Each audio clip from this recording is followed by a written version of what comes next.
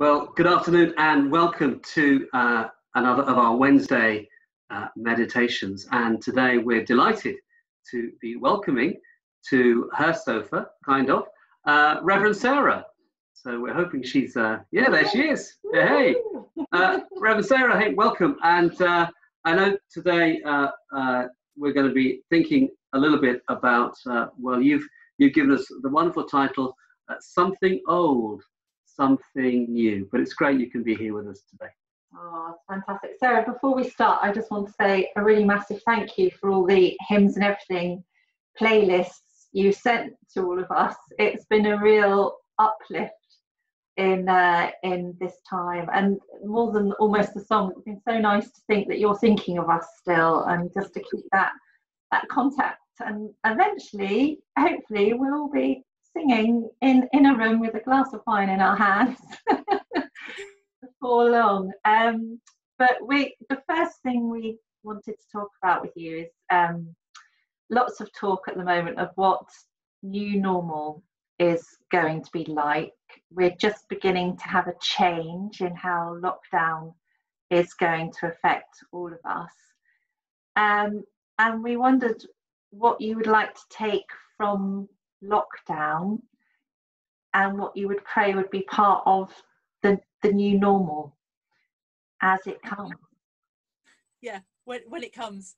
What I want to take from lockdown comes in just one word, but obviously I'm going to elaborate because that's what I do. Good. What I want to take from lockdown is appreciation. It's appreciation for our neighbours. I love the hymn, When I Needed a Neighbour, and I think that's what we've really got to appreciate from this time. And our neighbour isn't just the person who lives next door or even down the street. It's the person all around the world. The hymn continues with, and the creed and the colour and the name don't matter, were you there? And at the moment we say, yes, we were, yes, we are.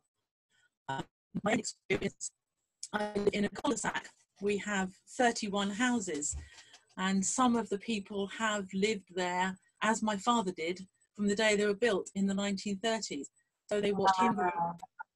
Yeah, they watched him grow. They've watched me and my sister grow. So we know them. But there's some who are newbies in that they only moved in about 10 years ago. And we nod at them across the street and we say hello if we pass them. But now, because we've all got this greater sense of disconnect but connect, so we really want to engage with people, gardening is frequently interrupted by leaning on the garden fence and having a bit of a chat, which is fine by me because I'm not a natural gardener. But it's great that now we're other across the street as they come home with their dog and we go out for a walk. We're saying hello, we're asking how their day is. Another example is our next door neighbour. She has lived here all her life. She knows me and my sister, but she's also very independent and very reserved, and she has control of life.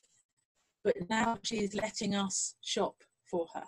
And I use the phrase letting us deliberately because she's blessing us in admitting that she needs us, and she's blessing herself as well by admitting that she needs us. And that's what I'd like to take out of it, is that appreciation of how much we need each other. I know it's what the people who have been sewing the scrubs have found, the helping hands have found. It's giving to receive. So, we've given time, she's given of her independence, which she will grab back very quickly once she's able to. But that's what it is. It's the appreciation, but it's taking it a bit further, and it's taking that, and the creed and the colour and the name don't matter. I think of the Good Samaritan, the creed, the faith of the traveller that he helped didn't matter to him. And as I said in my VE Day newsletter, our neighbour is the family in Bow. It's the people in the slums in Brazil. And if anything, this pandemic has taught us that there's far more that unites us, divides us. So it's appreciation of our neighbour, an appreciation of the wider world and how we're connected is I think. Yeah, that interconnectivity is something that's really, really come out, isn't it? Not just in neighbours, but in the supermarkets. I always took it for granted that there'd be someone on the till to get my shopping through. And before, I was always just thinking, right, I just want to get my shopping through here as quickly as possible, get home. Never appreciated what that person was doing. And now they're behind a screen and they're, in a sense, putting themselves on the line for all of us, aren't they? Because it's not the most secure environment, a supermarket. And now I'm thinking, instead of how quickly can I get through this queue, I'm thinking thank you, and I'm so grateful that you're willing to come into this building and do this job so that we can all still have some food to eat. I also think it's that neighbourly thing of the queue. You know, I know the British are well known for queuing. Queuing 2 meters apart, and nobody jumps the queue, nobody moans about it. It helps, the weather's been great, but we're appreciating the fact that we can queue. We do have food on the supermarket shelves, and I think that's the other thing, is appreciating what we've got and the importance of it. And you know, you talked on the sofa service about clapping for the NHS and the workers. And I was thinking, you know, we're clapping for the sewage workers, we're clapping for people in the electricity generating stations, because we take it for granted, and it's the appreciation is what I think we need to take. Yeah, all in it together. Sarah, you mentioned that whole giving and taking of time, and you know, again, we mentioned it last sofa service, I think. You know, some people are saying that they've been busier. Other people are saying, you know what, actually, I'm not as busy. I have more time. And as we you know, think about where we've come from and now this time of lockdown and possibly moving to a new normal, what's your sense of how we're going to be living with time? Which, of course, as some people know, for me, is a fluid concept. It's very fluid. Let's just flag that up now. Yes, and interestingly, as you both know, I'm a great doer. I want to be up and at 'em. I want to get things done. So time it's an interesting one. I always used to say a lot, if I have more time, I'll do this. If I have more time, I'll get around to that. And now suddenly we've got time. And although we're sort of coming out of lockdown, we don't know how much time. And I have to confess, I struggled. At the start of lockdown, I struggled with this sense that I wasn't fulfilling my calling. I wasn't doing anything meaningful. And I have to confess, I'm itching to get back into the shop, whatever that will look like. And I'm itching to get back into parish life, to be able to do, but with that appreciation of being able to be. So I struggled. First 2 weeks, it was a real nightmare, because I tried to fill my time. I tried to fill it with all sorts of things. Gardening. A shock to my sister. I was out in the garden. We painted fences. We tidied the office, sort of.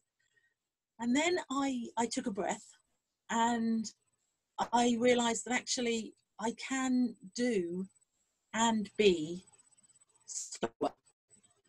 So I started phoning round, not just people of the benefice, but people I hadn't spoken to for ages, because we communicate by text and email. And suddenly I wanted that voice. Texting didn't do it. I needed to have that voice. You mentioned the hymns and everything, the sending out of the music. I started missing that, of the monthly get together, the monthly time of all being one. And then I realized I had the time to do it weekly. So, you know, sending out the music, finding what is appropriate for the time, whether it's going to lift the spirit or whether it's going to lead to prayer and reflection, has been a really useful thing for me. The numbers of people receiving it is growing every week, because it's that connectedness, it's that coming together in sort of oneness. We don't all sing together.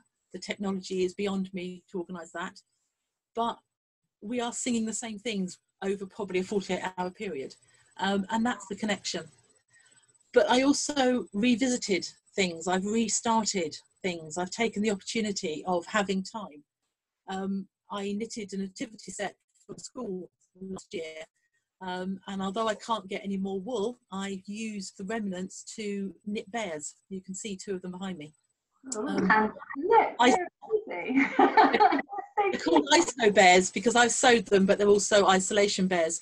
There's an extra one that I'm not allowed to show because my sister says it looks like the Thing of Nightmares because it's made up of all sorts of stuff. I started knitting a tapestry cushion based on the Burdham altar frontals, and doing that gives me time within time. So I'm doing something, but I'm also able to think and reflect and pray while I'm doing it. It's almost like a meditation as you create something. Well, I think loads of people have, it's a phrase that has been used already, but it's a good one. You know, we're discovering our human being, and then rediscovering our human doing, and choosing whether or not maybe as we move out of it, we'll need to be doing quite the same as we always have done. That I think is going to be quite a challenge, and I'm sure that you know, there are many maybe bosses, maybe rectors who are wondering what is it we want people to do when we come out of this. If we haven't been doing it, how much have we missed it? Why were we doing it beforehand? And so there's a lot to take from this present time. And again, someone else used a lovely phrase. She described it as, she asked the question, what is the gift of this present time? And there's all sorts of ways to unpick that phrase, present time, time as a gift presented to us, which it sounds like you're discovering, and seeing how much time there can be. Yeah, going to be very special and spiritual. So the last thing I want to ask you about is, when we go back into new normal, go back into a church building, however and whenever that can happen, is there anything from the old normal that you want to see have a renewed focus as we move back to possibly being able to meet together as churches and community? Is there anything from how things were that you'd like to bring forwards? Yeah, it's not so much to do with the church as in the building or how we go forward with that, but it is part of community and what we were starting to really focus on before we were told to stop, basically. And it was what we were talking about in our Lent talks. The talks that got stopped halfway through because of lockdown. It's eco, it's the green issues, it's looking at how we are affecting our world. We've been really successful in this country up until now in getting rid of single-use plastics and throwaway cups, but single-use plastic is back, and at the moment it's appropriate. We see in the shops that our carrots are now wrapped, our mushrooms are wrapped. That's paid for now, that's needed for now, but we need to revisit that. We need to look at the fact that the people of India can see the Himalayas for the first time in 40 years because of the pollution. We need to look at the fact there's dolphins in the canals of Venice because there's no traffic going by and there's no pollution in the waters. And we need to actually look at how the squirrels are, I have to say, in Priory Park, the squirrels are getting very, very belligerent. and they don't do social distancing. They don't be 2 meters away when you come down their path. They are reclaiming nature. And I think we need to look at that, and we need to appreciate that we're here as we're stewards of God's creation, and we need to not just say, oh, okay, we'll relook at it again. But this time has shown us what damage we've done, and we need to actually go with that and really grasp eco again. But I also think we need to go back slightly older as well, back to the war generation. We've been thinking about them a lot because of VE Day. And what was normal for them is, again, about neighbours again. It was you looked out for everybody. You not only gave help, but you accepted help. And the creed and the colour didn't matter. And I think that's the other thing, is we need to realise how interconnected we are, not only with nature, but with each other, and go back to that old of we're all in it together. Yeah, I think a lot of us have had a heightened sense of the natural world. Maybe it's because we've had more time to stop and stare. You know, I put some bird feeders up, and I've suddenly become an expert on at least 3 varieties of bird. But it does feel as if, and I can remember that picture from one of the Lent talks, where, you know, that pyramid shape where humans were on the top and then all of God's creation was underneath, and how that was kind of one model of seeing the role, the place of human beings in creation, and that other image of the circle, and how we were just kind of in there along with all of creation. And I just really feel that the human footprint has been much softer, or at least maybe we weren't aware of just how clumsy our footprint has been. You know, just the noise we make. We're noisy things, human beings. We're quieter, all sorts of reasons for that. And I'm sure if you're a squirrel or a bird, or just, all of God's creation is enjoying the fact that they haven't got, you know, that usual headache from the humans with all their noise and their interference, and yes, their pollution. But pollution is many things. It's not just the belching car fumes. It is just how we move around. We have a field next to us. We're very lucky, and we've been having regular on a morning the deer come into the field. We've never seen them before. Clearly, they feel that it's safe. It's okay now to do that. And we now have time as well to stop and look at them and appreciate them and just go, there we are. So absolutely, maybe there's something really important for us in holding on to the impetus we did have to see a world which is a place where, yes, as humans, we're called to care and to steward that world, but maybe we're also called to realize that we're only a part of it. We're not the be-all and end-all of it. Yeah. But I know for myself, I really feel God's grace moving in everything that's going on at the moment, and bringing us all to a place where we realise what we can do, and things that we thought would never have been possible. We're actually going, it is possible to radically change the way we live, to have a greater love for each other and for the planet around us. I really sense that that's one of the things that we're being called to at the moment. I think as well, we also are aware that we're quite fragile. You know, that we bruise easily, we hurt easily, we're quite precious in a very, very good sense of the word. And we're just, I think just, you know, you walk past people and you're just kind of, there's a natural graciousness for them and then for you. It's a strange thing, like you say, the neighborliness. It's actually just I guess it's appreciating that human being, and not seeing people as simply things that function, that have something to do. You know, we see the checkout person now as a real person who is really enabling us to live and to have a life. You know, how we value people, not as just doers, but but beers. Yeah, absolutely. Yeah. Yeah. So, I think even down to the dustmen. Dustmen used to be, oh, we're trying to avoid them because we're either getting in the way or they're going to stop me getting out the street. And now it's like, oh no, off you go, you carry on. You're doing something vital, and I think it's that appreciation. Yeah. We tend to still spend our time chasing up and down the street saying, come back, we forgot to put the bins out. So some things will never change, but there we are. So it's been lovely to chat, and to know that you're doing well up there in the big smoke in Chichester. In the big city. We are touching base as a ministry team in lots of ways, Zooming and stuff.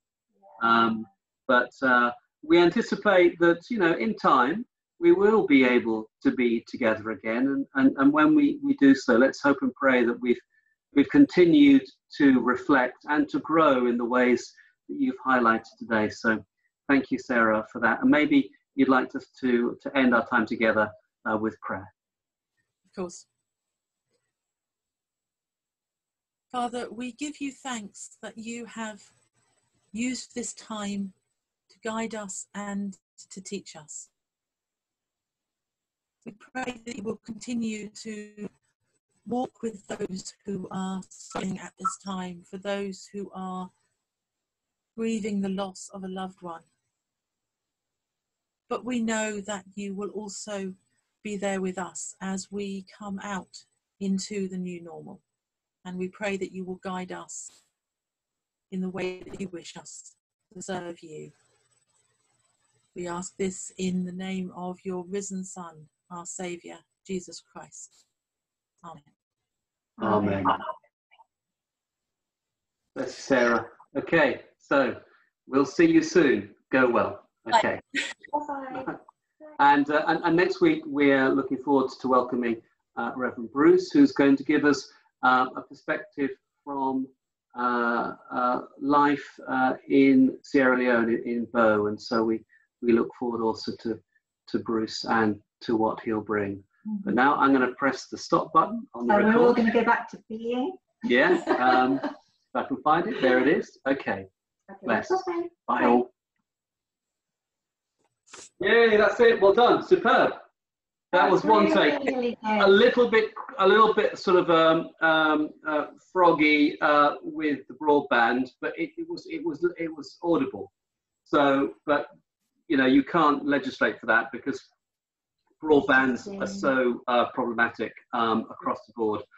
Could have been yours, could have been ours, don't know. But it was fine. It's really good, really good, really good. Yeah. I absolutely love the teddy. Yeah, the teddies. Yeah, I noticed them. Yeah, brilliant. Yeah.